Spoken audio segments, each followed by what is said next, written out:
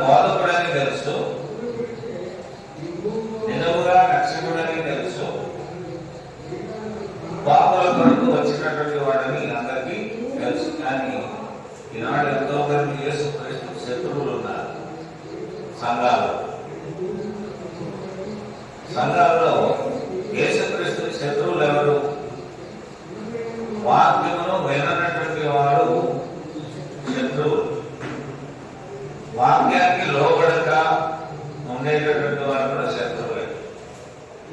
ఆయనను సరిగా ఆరాధించినటువంటి వారు కూడా యేసుక్రీస్తుకి శత్రువులే. అయితే ఆయనకు నిజంగా శత్రువులు ఉన్నారా యేసుక్రీస్తుకి అని మనం ఆలోచన చేస్తే ఎవరు కూడా లేరు. దేవుడు అందరినీ కూడా ప్రేమిస్తూ ఉన్నాడు. ఇప్పుడు ప్రేమించినటువంటి వారెవరు? మానవులే. ఎందుకంటే ఆజ్ఞలో అతిక్రమిస్తున్నారు. దేవుడు ఇచ్చిన ప్రతి మాటను ఏం చేస్తున్నారంటే తిరస్కరించేవారుగా ఉంటున్నారు. అయితే మనం ఈరోజు అపోస్తల కార్యగ్రంథం నుండి ఒక చిన్న విషయాన్ని మనం గ్రహిద్దాం. అపోస్తల కార్యగ్రంథము 6వ అధ్యాయంలో ఉన్న ఒక శ్రేష్టమైన విషయాలను మనం కొన్ని నేర్చుకున్నాం.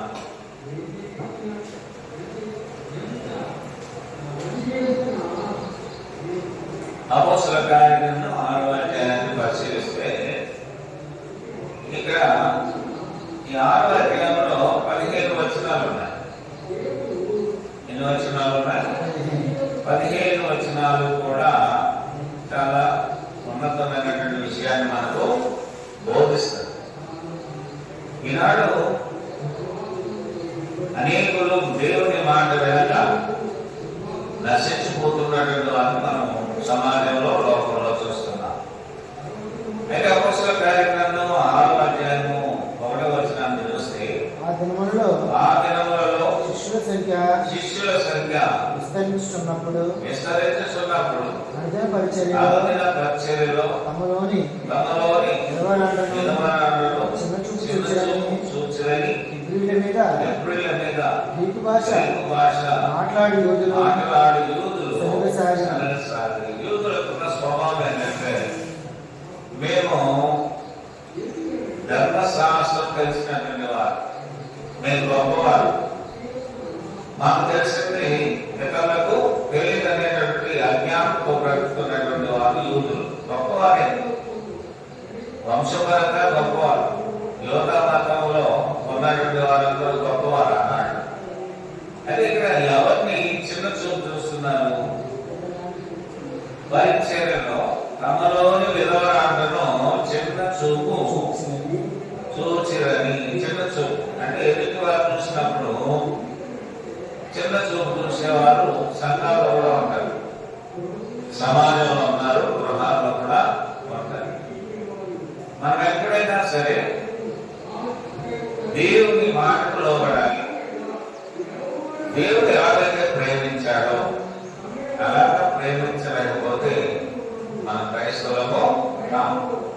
ప్రేమించడం అంటే మంచిగా మాట్లాడవా కాదు.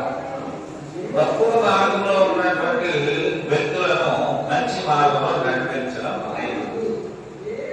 యేసుక్రీస్తు ప్రేమిస్తున్నారంటే ప్రేమించడం అంటే ఎప్పుడు అర్థం కలగడం కాదు.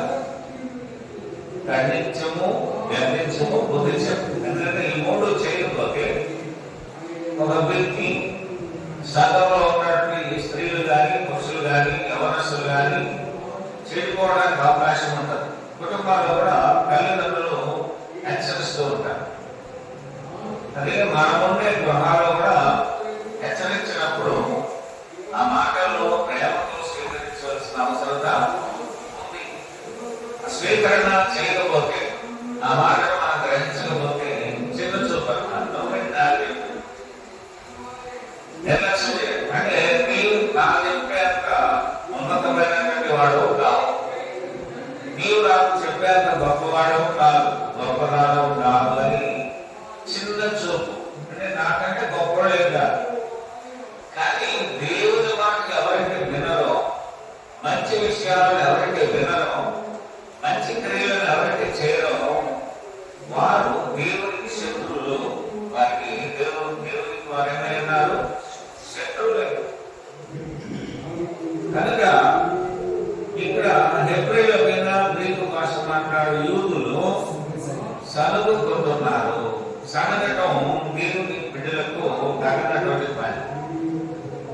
సనుగుతుంటారు, వాళ్ళని చూసి అంటే సనగడం అంటే కొనుక్కోవడం, మర్మరింగ్ అంటారు ఇంగ్లీష్ లో.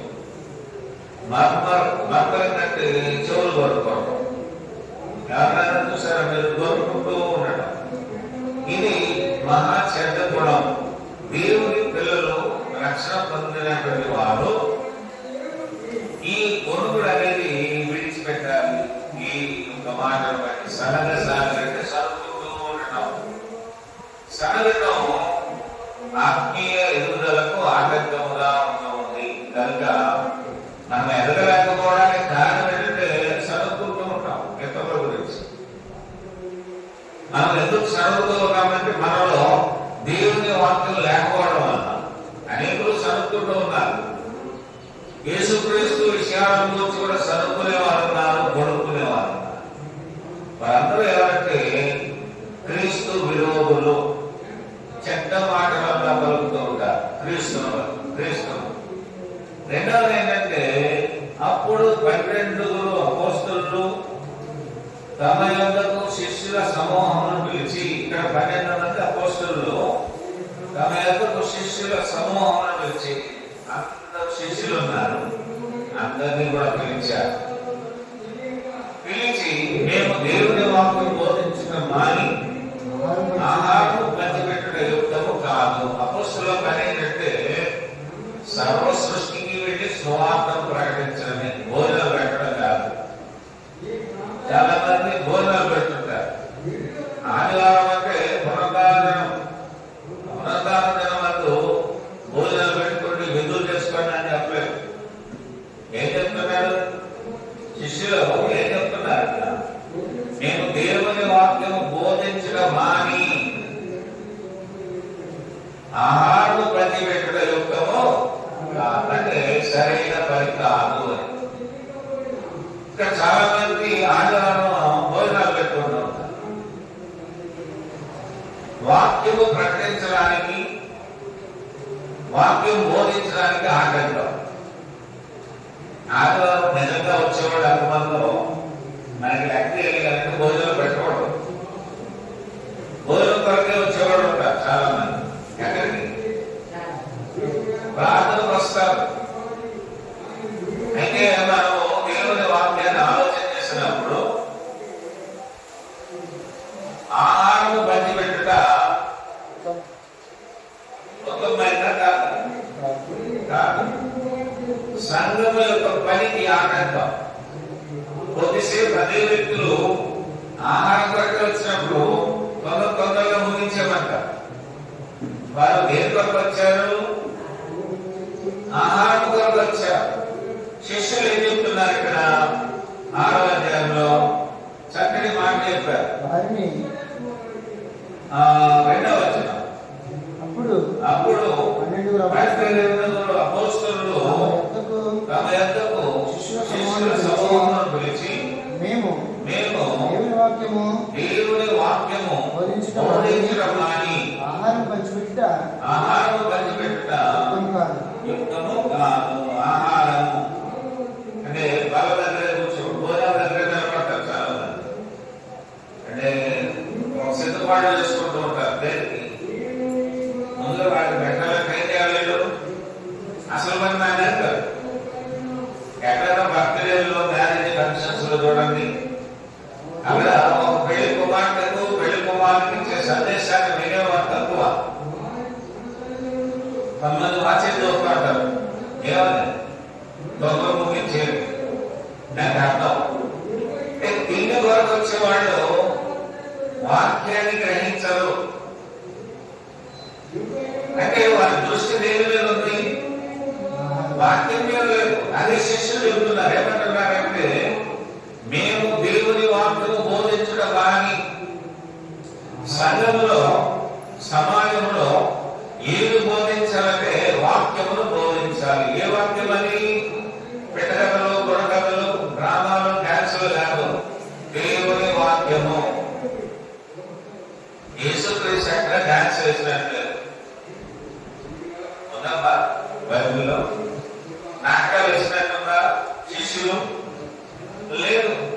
అయితే నీవు నిజమైన క్రైస్తవులు అయితే దీని కొరకు సంఘంలో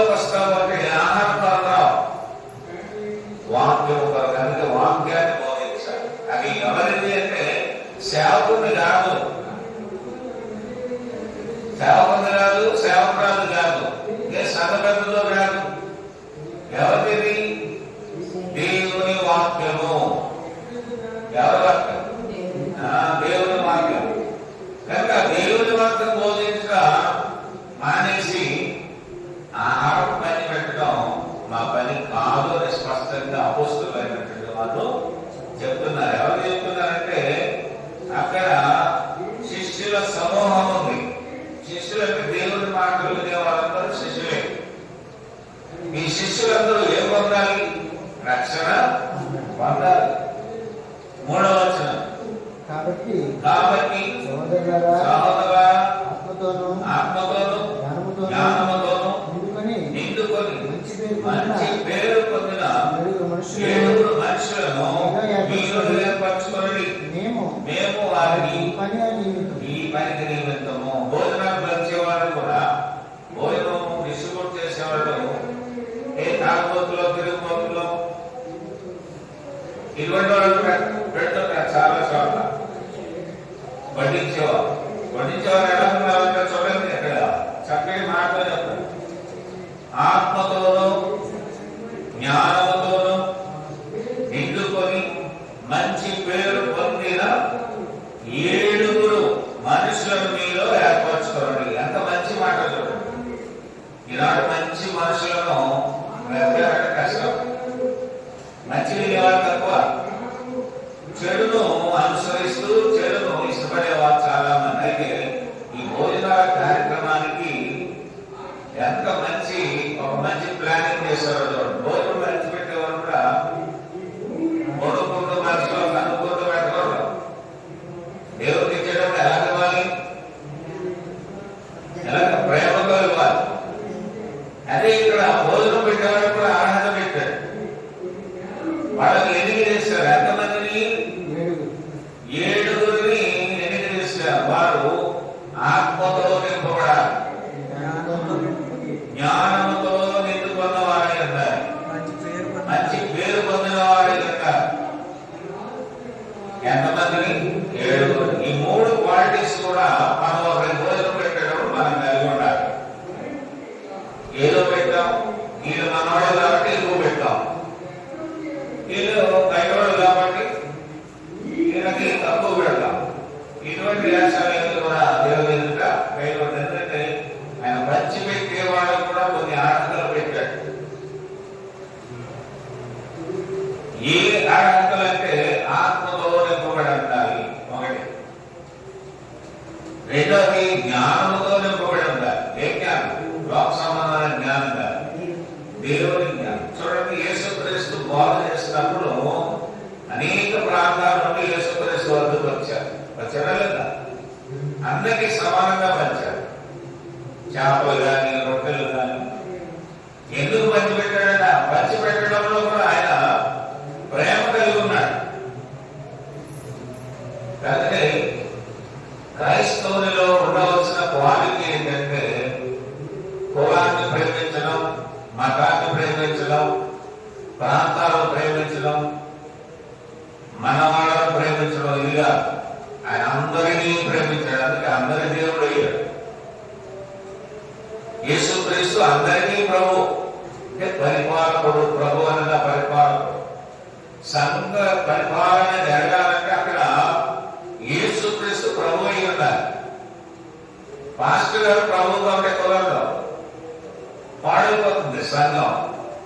ఇప్పుడు ఒక్కరిద్దరు రక్షింపబడాలంటే అక్కడ ప్రభు ఎవరు ఉండాలి? యేసుక్రీస్తు వారే ఉండాలి. ఈనాడు సంఘాలకు అధిపతులుగా వ్యవహరిస్తున్నటువంటి చాలా మంది ఈ విషయాలలో తప్పుపోతున్నారు. కారణం అక్కడ ఏర్పాటు చేయబడినటువంటి ఈ వ్యక్తులు ఉండటం లేదు. ఏంటంటే ఆత్మతో నింపబడిన వారు ఉండటం లేదు. రెండవది జ్ఞానముతో నిండుకున్న వారు లేరు. మంచి పేరు ఉన్నటువంటి వారు లేరు. తమకు తాము మంచి పేరు, నేను మంచోని అనుకుంటున్నాను, నేను జ్ఞానవంతుడిని అని నేను అనుకుంటే కుదరదు. నేను దేవుని ఆత్మతో నింపబడి ఉన్నాను అని నేను అనుకుంటే మనం మోసపోతున్నాం అన్నమాట. కనుక దినములు చెల్లెలు కనుక సమయంలో పోలేక ఎలా ఉండాలంట? జ్ఞానుల వల్ల నడుచుకోవాలి. జ్ఞానుల వల్ల ఈ వ్యక్తులను వారు సిద్ధపాటు చేయడానికి అపోస్తలులు ఆత్మతో నింపబడిన వారు, జ్ఞానంతో నిండుకున్న వారు, మంచి పేరు పొందినటువంటి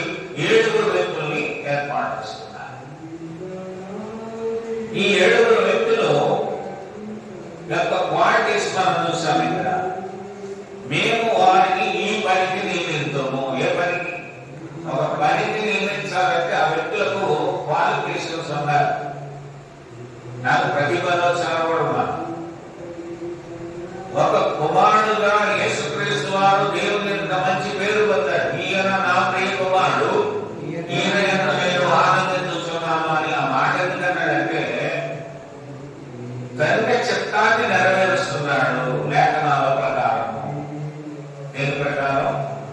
దైవ గ్రంథంలో చెప్పబడినటువంటి ప్రతి మాటను నెరవేర్చిందాలంటే యేసుక్రీస్తు వారి.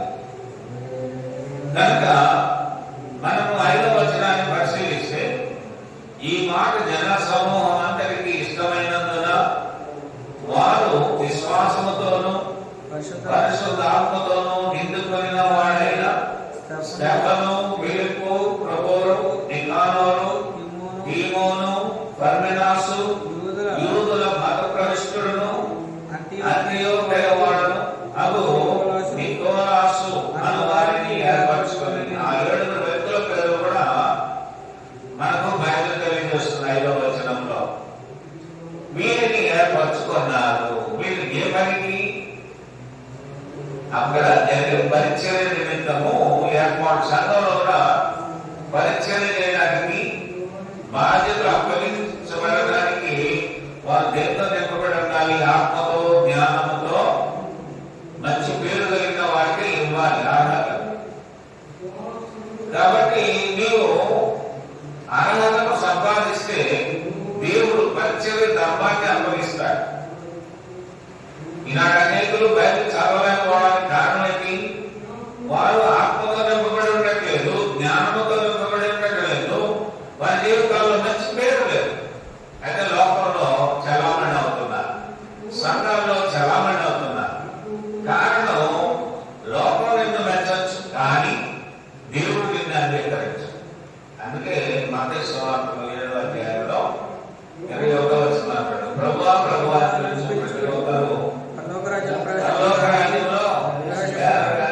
చిత్త ప్రకారము చేయవాడే అంటాడు. అంటే తండ్రి చిత్తమును మనం సంఘంలో మన జీవితాల్లో నెరవేర్చే వారిగా ఉండాలి. మనం చూడండి, ఉద్యోగాలు బాగా చేస్తాం, మన కార్యక్రమాలన్నీ కూడా మనం చేస్తాం. అయితే దేవుని కార్యాలకు వచ్చేసరికి దేవునికి సమర్పించుకోం, దేవుని పరిచర్యని. అయితే వీరిని అందుకొరకే 7 దేవుడు సంఘంలో ఏర్పాటు చేస్తున్నాడు. ఎందుకంటే అపోస్తలుల పని వేరు, వీరి పని వేరు. అపోస్తలులు ఏం చేస్తున్నారు? దేవుని వాక్యం బోధించడమే వారి పని. మన పని ఏంటి?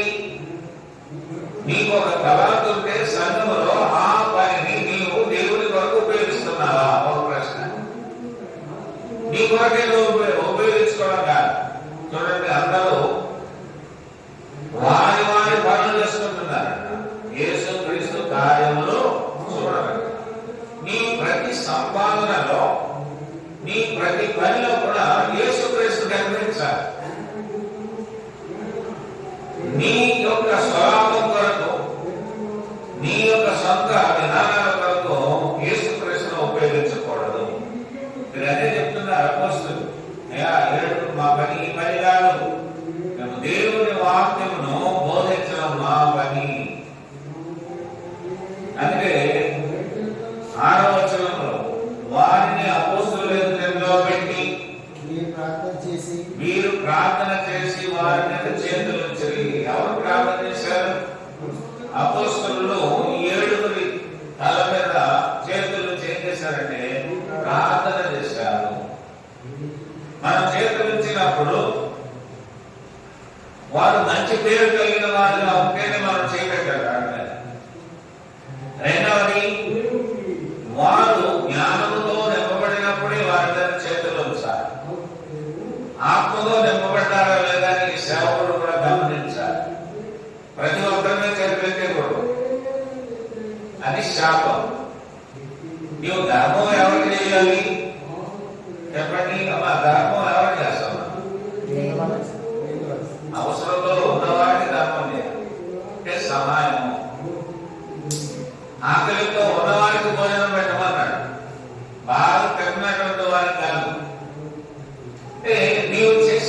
పది కూడా పరిశీలించుకొని చేయాలంటే వీళ్ళు ఉండవలసింది ఏంటంటే దేవుని ఆత్మ ఉండాలి, రెండవది దేవుని యొక్క జ్ఞానం ఉండాలి, మంచి పేరు కలిగిన వ్యక్తిగా నీవు ఉండాలి. మనకి మనమే టైటిల్ పెట్టేసుకున్నాం.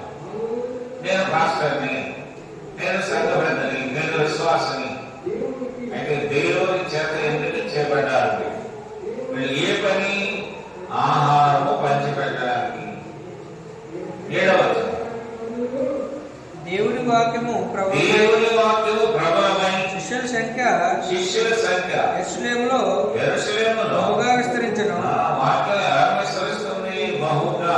మరియు యాజకులలో అనేకులు విశ్వాసమునకు లోబడిరి. యాజకులు కూడా విశ్వసించారు. వీళ్ళు చెప్తుంది, అపోస్తలులు చెప్తుంది. ఈనాడు చాలా మంది మారకపోవడానికి కారణం ఏంటంటే మతభేదాలు, కుల భేదాలు, ప్రాంతీయ భేదాలు. వీళ్ళకి సత్యంతో పనిలేదు.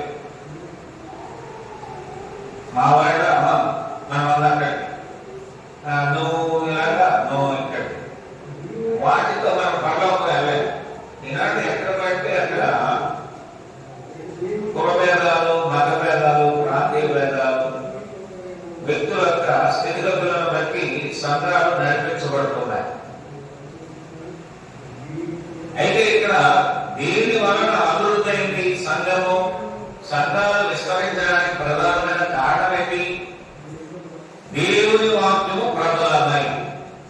ఏమన్నా అంటే అభివృద్ధి. దేవుని వాక్యం వినేవారైపోయారు, లోబడే వారైపోయారు. ఈ దేవుని కొరకు ఏర్పాటు చేయబడినటువంటి వారు ఎటువంటి వారై ఉన్నారంటే ఆత్మతో నింపబడిన వారై ఉన్నారు, జ్ఞానముతో నింపబడిన వారై ఉన్నారు, మంచి పేరు కలిగినటువంటి వారు. మన గురించి ఎవరైనా అడిగితే మంచిగా చెప్పాలి. వాడు పరమ దుర్మార్గుడు అంటే అక్కడ మనకి క్యారెక్టర్ లేదండి. మనం సంఘంలో ఒకలాగా ఉంటాం, బయటకు వెళ్ళిపోయిన మన ఇష్టానుసారంగా ఉంటే దేవుని జ్ఞానంతో కానీ, అలాగే మంచి పేరుతో కానీ, ఆత్మతో కానీ నింపబడలేమని. అందుకే మనం సంఘంలో మౌనంగా ఒక దేవుని వాక్యం అంటాం, బయటకు వెళ్తే బూతులు ఆడుకుంటాం. అవునా కదా? ఇక్కడ బాగుంటాం, బయటకు వెళ్ళి చాటులు చెప్తుంటాం. ఇక్కడ బాగుంటాం, బయటకు వెళ్ళి దొంగతనం చేస్తాం. ఎవరైనా ఒక చిన్న వస్తువు తీసినా దొంగే. దొంగ ఏమన్నాడు? ₹1,00,000 తీసుకున్నాడు, బ్యాంకులో దోపిడీ చేసినాడు కాదు. నువ్వు ₹5 దొంగతనం చేసినా దొంగ, ఇతరులను దోచుకున్నా దొంగే. దొంగకి పరలోక రాజ్యంలో స్థానం ఉంది. ఒకప్పుడు ఎందుకంటే ఆయన రిపెంటెన్స్ పొందాడు. ఇప్పుడు ఉండే దొంగలు ఎవరున్నారు? దోచుకునే వారిగా ఉన్నారు. ఆ దోచుకునే వారికి పరలోక రాజ్యంలో స్థానం ఎందుకు వస్తుంది? అబద్ధాలు ఆడేవారిగా ఉన్నారు. వాళ్ళు పరలోకంలో ఎందుకు స్థానం వస్తుంది? కొంతమంది బైబిల్తోనే వెళ్ళరు ప్రార్థనకి, బైబిల్ ఉండదు చేతుల్లో. వారు పరలోక రాజ్యం ఎందుకు వెళ్తారు? నీవు ఈ మార్గం వెళ్ళిపోతే నిన్ను దేవుడు పోయాల్సిన అవసరం ఏంటి? కనుక దేవుడు పెట్టారా బైబిల్తో మనం ప్రార్థనలో వెళ్దాం. మనం ఎవరి మనకి ఐడెంటిఫై గుర్తు. పోలీసులకి ఎప్పుడు గుర్తుంటుందమ్మా? చూడగానే పోలీస్ డ్రెస్ ఉంటుంది, పైన హ్యాట్ ఉంటుంది. అవునా? టీచర్ అంటే బుక్స్ ఉంటుంది చేతుల్లో, దేవుల్లో పెన్ ఉంటుంది. టీచర్ అంటే డ్రైవర్ అనగానే కాకి డ్రెస్ ఉంటుంది. ఆ డ్రైవరు నేరుగా ఏమంటారు? బస్ ఎక్కారా వేరే ఇలాగా పిల్లలకు యూనిఫామ్ ఉంటుంది. ఫలానా స్కూల్ పిల్లలు అని మనం అనుకుంటాం. కానీ క్రైస్తవునికి గుర్తేంటి? బైబిలే. రెండవ గుర్తు ఏంటంటే ఆత్మతో నింపబడడం. దురాత్మలు రాదు. దురాత్మ అంటే చాటి చెప్తాము, దొంగతనాలు చేస్తాము, దూషిస్తాము, అబద్ధాలు ఆడేస్తుంటాం, దేవునికి వ్యతిరేకమైన కార్యాలు, సమాజానికి వ్యతిరేకమైన కార్యాలు చేస్తుంటాం.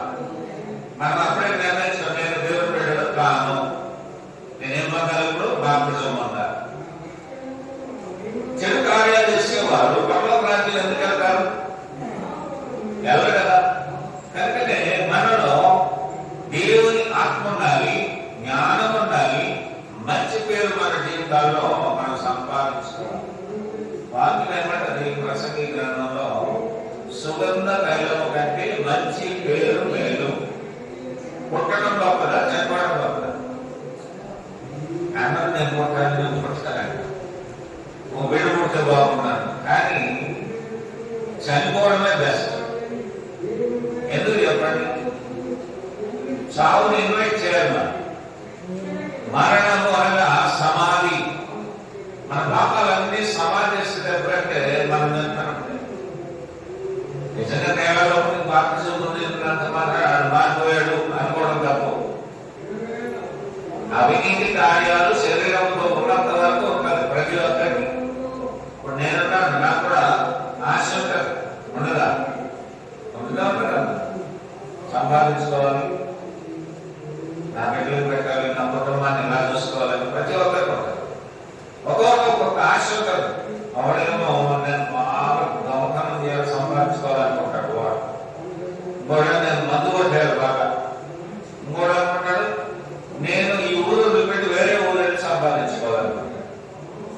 ఏంటివన్నీ ఆశ. కానీ మనకు ఉండవలసిన ఆశ ఏంటంటే బ్రతికి ఉన్నంత వరకు దేవుని కృప చేత మనం బ్రతికి దేవుని కొరకు మరణిస్తే అది మంచిది. కానీ మరణం అందరికీ కూడా వస్తుంది, తప్పించుకోవడానికి లేదు. కనుక దేవుని బిడ్డలారా, దేవుని వాక్యము ప్రబలమై శిష్యుల సంఖ్య యెరూషలేములో బహుగా విస్తరించెను. మరియు యాజకులలో అనేకులు విశ్వాసమునకు లోబడే వారు ఈ 3 లక్షణాలు కలిగి ఉంటారు. ఏది? ఆత్మతో నింపబడి ఉంటారు, జ్ఞానంతో నింపబడి ఉంటారు, మంచి పేరు కలిగి వారికి అప్పగించిన పనిని సవ్యంగా చేస్తారు. అందుకే అపోస్తలులు 7 సెలెక్ట్ చేశారు. ఇప్పుడు నోవాహు కుటుంబంలో 80 ఉన్నారు. ఆ 80 ఎందుకు సెలెక్ట్ అయ్యారు అంటే వారి హృదయంలో దేవుని ఆత్మను కలిగి ఉన్నారు, జ్ఞానం కలిగి ఉన్నారు, మంచి పేరు కూడా ఉంది. నీతిమంతులు ఎవరు? ఏంటి అంటే మనం కూడా నీతిమంతులుగా ఉండాలి. అంటే నీతిమంతుడు రా, అబ్బాయి చాలా నీతిమంతుడు, అమ్మ నీతిమంతుడు. అంటే నీతిమంతుడు ఏం చేస్తాడంటే దేవుణ్ణి నమ్ముకుంటాడు. దేవుణ్ణి నమ్మి దయాన్నందవాడు కాదు, వాడి మీద పెళ్లి కాకపోతేవాడు కాదు. మనం దేవుణ్ణి నమ్మాలి, దేవుడు చెప్పిన కార్యాలు కూడా చేయాలి, విశ్వాసంలో ఎదగాలి. 8వ వచనంలోని స్టెఫను కృపతోను బలముతోను నిండిన వాడై నిందనబడ్డాడు. కృపతో బలముతో నిండిన వాడై ప్రజల మధ్య మహత్కార్యములను గొప్ప సూచక్రియలను చేయించును. అంటే మహత్కార్యము సూచక్రియలు చేశారు. ఎలా చేశారంటే గొప్ప సూచక్రియలు. ఎటువంటి సూచక్రియలు? మనం అన్ని పనులు గొప్పగా చేస్తాం. జనరల్గా ఆలోచించాలి, ప్రతి ఒక్కరూ అన్ని పనులు గొప్పగా చేస్తాం. దేవుని పని అనేసరికి చల్లబడిపోతాం. ఎందుకు చెప్పండి? మనం ఏం లేదంటే దేవుని ఆత్మ లేదు, జ్ఞానము లేదు, మంచి పేరు మనకి లేదు. అందుకే మనం ఏం చేసుకో చెడిపోతున్నాం, దేవుడికి దూరం అయిపోతున్నాం. అందుకే ఎంత బోధ చేసినా అనేకులు తప్పుకోవడానికి కారణం ఏంటంటే ఈ 3 లేకపోవడం. తర్వాత 9వ వచనం, అప్పుడు లిబర్టీలు నిలబడిన సమాజంలోను, ఉరేనీయుల సమాజంలోను, అలెగ్జాండ్రియా సమాజంలోను, కిలికియా, ఆసియాలోను వచ్చిన వారిలోను కొందరు వచ్చి శపథతో తర్కించి గాని మాట్లాడేందుకు జ్ఞానము అతనిని ప్రేరేపించి ఆత్మను వారు ఎదిరింపలేకపోయేది. అంటే శ్రమను ఏం కలిగి ఉన్నాడు? దేవుని ఆత్మను కలిగి ఉన్నాడు. కొంతమంది ఎదుటి వ్యక్తులను పడగొట్టాలని, మాటలతో జయించాలని ప్లాన్ చేస్తారు, కానీ ఎప్పుడైనా ఓడిపోతారు. మీకు ఒక కథ చెప్తారు. తాగేలు కుందేలు గడ్డ సమయంలో ఒక్కో లక్షణం కలిగి, ఒకటేమో తగ్గింపు లక్షణం, ఒకటేమో రెచ్చ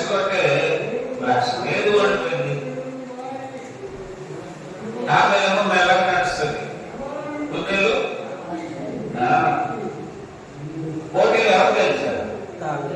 తాబేలే గెలిచారు. ఎందుకంటే నీవు దేవుని యొక్క కృపతో తగ్గింపు జీవితం కలిసి ఎప్పుడైనా జయిస్తావు. నువ్వు ఓడిపోతున్నావు, నీకు మంచి పేరు లేదు, జ్ఞానం లేదు, అందులో దేవుని ఆత్మ లేక దురాత్మతో ఉన్నావు అంటే నీలో తగ్గింపు జీవితం లేదు. కానీ సంఘంలో ఉంటే మనమంతా కూడా ఈ లక్షణాలను కలిగి దేవుని పరిచర్యలో ముందుకు వెళ్ళాలి. ఎవరైనా వచ్చి మన ఇంట్లో ఏం చూసి చెప్తారు? భలే వీళ్ళు అమ్మాయి చాలా బాగా చూసుకుంటాను అంటారా? ఎలా పడితే అలా ఉన్నామా అంటారు. బాబోయ్ ఆ ఇంటికి వెళ్ళారు బాబు. అవునా? అంటే మనము పై వేషధారణ చూసి నీవు దేవుణ్ణి మోసగించచ్చు అనుకుంటావు, కానీ దేవుణ్ణి మోసగించరు. ఎందుకంటే అంతరంగంగా బాగుండాలి, ఇంట్లో బాగుండాలి. ఎక్కడ బాగుండాలన్నా మనం బయట అందరూ బాగా కనిపిస్తారు, సంఘంలో కూడా అందరూ బాగా కనిపిస్తారు ఎలాగా, కానీ దేవుని విషయంలో బాగుండాలి. దేవుని విషయంలో మనం ఎలా ఉండాలి? మంచి పేరు కలిగి ఉండాలి. రెండవది జ్ఞానం కలిగి ఉండాలి. ఆత్మతో నింపబడినటువంటి వారుగా ఉండాలి. అప్పుడు దేవుని వాక్యాన్ని మనము పరిపూర్ణంగా వినగలరు. అయినా 10వ వచనంలో వారు ఓడిపోయారు, వారు ఎదిరింపలేకపోయింది. ఎందుకంటే స్టెఫనులో ఈ 3 ఉన్నాయి. ఏమన్నా ఈ 3 విషయాలు కూడా ఉన్నాయి. అక్కడ 11వ వచనం. అప్పుడు వారు వీరు మోషే మీదను దేవుని మీదను దూషణ వాక్యములను మనుషులను చెప్పడానికి చూడండి, కొంతమందిని పోగు చేసుకున్నారు. చాలా మంది జయించాలంటే చేస్తారంటే 10 మందిని పోగు చేసుకుంటారు. దొంగలు అలా దేవునికి అవిధేయులు. ఇలా స్టెఫన్ను పడగొట్టడానికి ఒక విషయాన్ని ప్రస్తావిస్తున్నారు. అప్పుడు వారు వీళ్ళు మోసే అందరూ దేవుని మీదను దూషణ వాక్యములు పలకగా మేము వింటిమని చెప్పుటకు. విన్నామండి, నిజమేనండి అంటుంటారు చాలా మంది. నిజమే ఇలా అన్నారండి, వాళ్ళు అలా మాట్లాడాలని అంటారు. అంటే దూషణ మాట చెప్పారంటే 10 మంది కలిసి శిక్షించడానికి మనుషులను కుదుర్చుకున్నారు. మనం జయించాలంటే అబద్ధాలతో జయించలేము. కొంతమంది అబద్ధాలు బ్రతికేస్తుంటారు. ఆ అబద్ధాల వల్ల మనం దేవుడికి దూరం అయిపోతున్నాం. ఎవరికి దూరం అవుతున్నాం? దేవుని. 12వ వచనంలో చూడండి, ప్రజలను పెద్దలను శాస్త్రులను రేపంటే గొడవకి రెచ్చగొట్టడం. ఏం చేస్తారు? గొడవకి రెచ్చగొడుతుంటారు. రెచ్చగొట్టి అతని మీదకి వచ్చి అతనిని పట్టుకొని మహాసభ యొక్కకు తీసుకొని పోయి అబద్ధపు సాక్షులను నిలబెట్టి. అబద్ధ సాక్షులు చెప్పకూడదు. ఎక్కడ మనం ఎవరిలో అంటే తెలుపుతున్నాం. ఎందుకు అబద్ధం చెప్తే దేవుడు ఏం చేస్తారంటే మొక్కుతారు. ఎవరు మొక్కుతారమ్మా?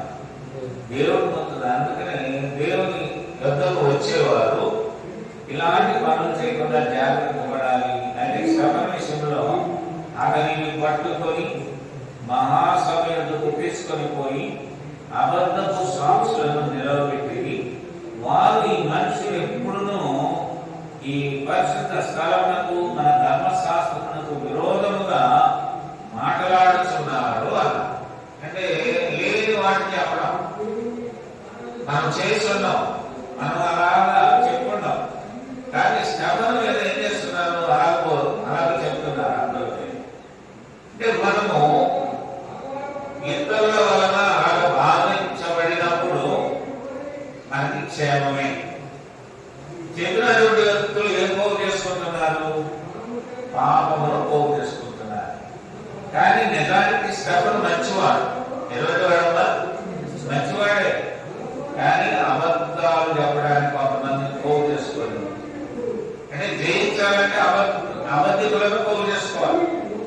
అలాంటి కార్యక్రమాన్ని ఇక్కడ చేసి వారి మధ్య నిలవబెట్టారు.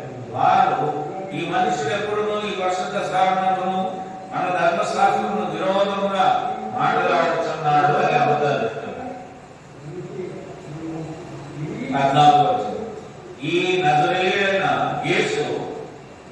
చోటును పాడు చేసి మోషే మోషే మనకిచ్చిన ఆచారములను మార్చునని వీళ్ళు చెప్పగా మేము వింటున్నామని లేదని చెప్తున్నారు.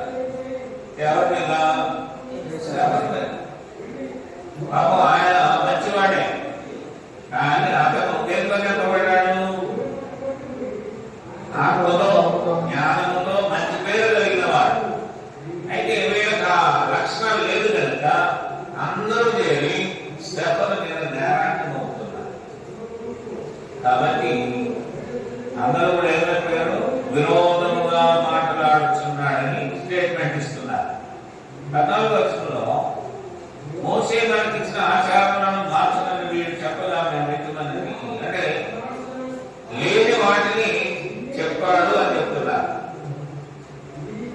15వ వచనం సభలో కూర్చున్న వారందరూ అతని వైపు పేరు చూడగా అతని ముఖము దేవదూత ముఖము అనేది వారికి కనబడిన. శ్రవణ ముఖం ఎలా ఉంది? నీవు అబద్ధం ఆడేటప్పుడు నీ ముఖం అవలాగుంటుంది, నిజం పలికినప్పుడు అవలాగుంటుంది.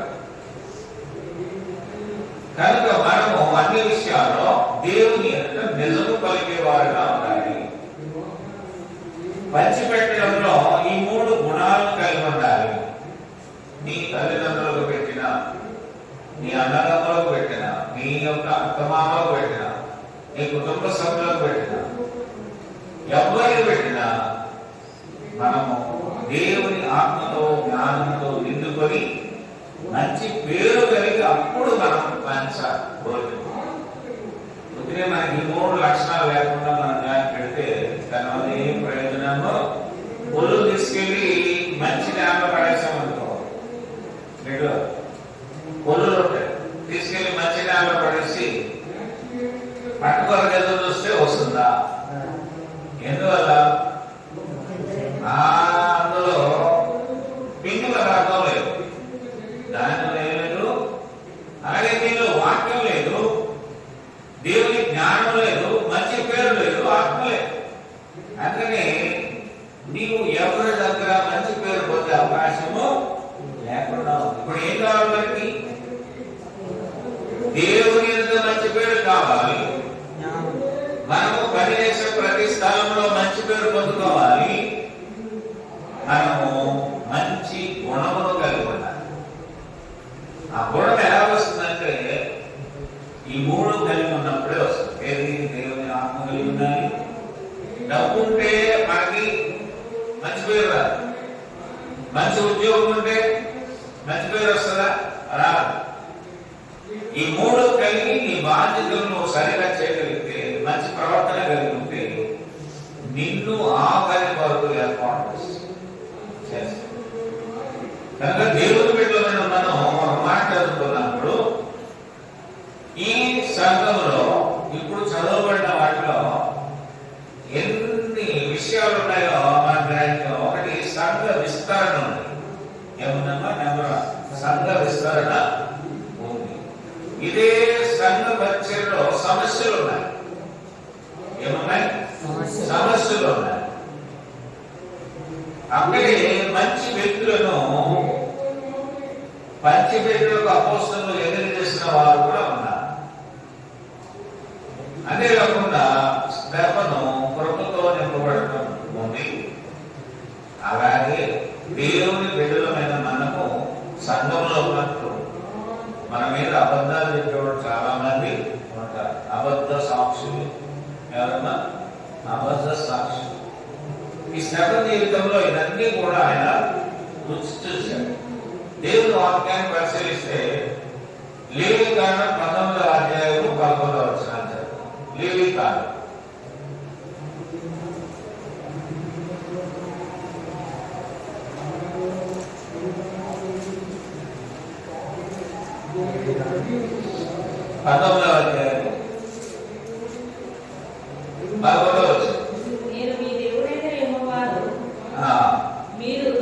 నేను మీ దేవుడైన యెహోవాను మీరు దొంగిలింపకూడదు, మొక్కకూడదు, ఒకరితో ఒకడు అబద్ధం ఆడకూడదు. ఏమాడకూడదుగా? దేవుని మీద చేయకూడని పనులేని. నేను మీ దేవుడనైన యెహోవాను. నెంబర్ 1 మీ మీరు దొంగిలింపకూడదు. క్రైస్తవులు దొంగతనాలు చేయకూడదు. అంటే బాప్తిజం తీసుకున్న వాళ్ళు దొంగతనాలు చేయకూడదు. రెండవది, మొక్కకూడదు. అంటే లేనిది ఉన్నట్టుగా ఉన్నది లేనట్టుగా చెప్పకూడదు. మూడవది, ఒకరితో ఒకరు అబద్ధం ఆడకూడదు.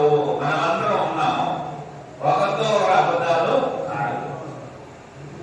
ఎందుకంటే క్రీస్తులకు సంఘానికి ఉన్నటువంటి సంబంధం ఎలా ఉందంటే దేవుని జ్ఞానముతో నింపబడింది సంఘం. అనమాట దేవుని జ్ఞానముతో నింపబడింది. రెండవది, అక్కడ దేవుని ఆత్మ కలిగినటువంటి వారు ఉంటారు. సంఘంలో ఎవరున్నారంటే మంచి పేరు కలిగినటువంటి వారే ఉంటారు. మంచి పేరు లేకుండా ప్రార్థనకు వస్తే దానివల్ల ప్రయోజనం. మంచి పేరు ఎప్పుడు వస్తుంది? దేవుడు చెప్పినవన్నీ చేస్తుంది. ప్రారంభ ప్రార్థన మీరు ఉండాలి. నేను లేటుగా వస్తానంటే మనం దేవుడికి ఎదుట ఏం చేస్తున్నాము? దొంగలుగా ఉంటున్నాం. ఆయన చేయమన్నది ఏంటి? అపోస్తలుల బోధనను, సహవాసమును, ప్రతివచ్చలను, ప్రార్థన చేయడము, ఎడతెగకుండా ఉండండి అంటే ప్రార్థన అయిపోయి వచ్చామనుకో మనం దొంగలమే. మనం రక్షణ పొందాం, ప్రయోజనం ఏంటి? కనుక దేవుడి విషయంలో మనం ఎలా ఉన్నారంటే ఈ మూడు విషయాలు తప్పక కలిగి ఉండాలి. దేవుని బిడ్డలారా, ఒకటి ఆత్మ కలిగి ఉండాలి. రెండవది జ్ఞానం ఉండాలి. అజ్ఞానులాగా జ్ఞానం కలిగి. మూడవది మంచి పేరు తెచ్చుకోవడం. దేవుని వాక్యాన్ని నీవు చదవగలిగితే దేవుని వాక్యాన్ని వెంబడిస్తాయి. మనమందరం కూడా ఎలా ఉంటాం? మంచి పేరును కలిగి ఉంటాం. కనుక అభిమానంగా మనం ఉన్నాం. ఈ రోజున మనం నేర్చుకున్న సంగతులు ఏంటంటే సంఘం యొక్క విస్తరణ ఎందుకు జరిగింది ఉన్నతంగా అన్నాడు అంటే అక్కడ సమస్యలు ఉన్నా కూడా ఆ సమస్యలను అధిగమించడానికి అపోస్తలుల బోధే కారణం. ఏ బోధ? అపోస్తలుల బోధే. అందుకే ఒక జాగ్రత్తలు చెప్పారు. జాగ్రత్త కలిగిన వ్యక్తులను ఎన్నిక చేసుకున్నారు. ఆ వ్యక్తులకు ఉన్నటువంటి క్వాలిటీస్, క్వాంటిటీస్ అన్ని పరీక్షించి వాటిని ఎన్నిక చేశారు. ఈనాడు సంఘంలో సేవకులు కానీ, సంఘ పెద్దలు కానీ, విశ్వాసులు కానీ మేము ఎలా ఉన్నాం అని ఒక ప్రశ్న వేసుకోవాల్సిందిగా ఈ విషయాన్ని బట్టి మీకు అందరికీ తెలియజేస్తున్నాం. దేవుని వాక్యాన్ని